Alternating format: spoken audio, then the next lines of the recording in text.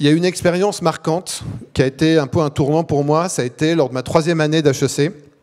Je suis parti dans ce qu'on appelait à l'époque le programme international de management. Je suis parti à NYU, à New York, étudier la finance internationale. Et je me souviens, première page du livre de finance, c'était le but de l'entreprise est de maximiser le profit de ses actionnaires. Point. Voilà. Donc moi je me disais, voilà, j'étudie en fait pour maximiser le profit des actionnaires de la boîte et ça va être le sens de ma vie.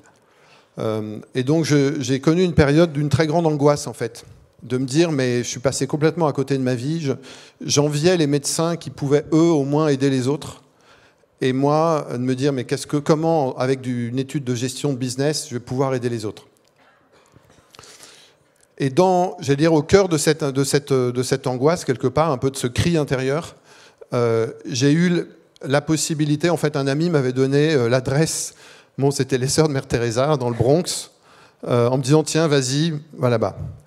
Et un jour, en fait, j'ai pris mon courage à deux mains et je suis parti très tôt le matin pour aller rencontrer cet endroit, ces personnes, et qui m'ont proposé, en fait, de les aider à distribuer la soupe populaire et rencontrer des jeunes malades du sida. Et ça a été un moment très fort pour moi de me retrouver face à un jeune de mon âge qui était en train de mourir et qui me dit « Écoute, voilà, moi, je vais partir. J'ai eu la vie que j'ai eue, mais toi, au moins, ne passe pas à côté. » Cette rencontre a tout changé.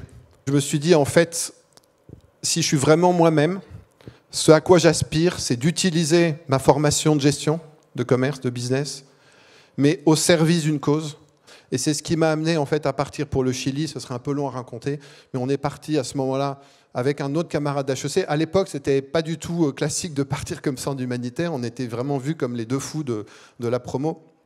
Et on est parti donc au Chili pour créer une banque de microcrédit. J'étais parti pour 2 ans. J'y suis resté 7 ans.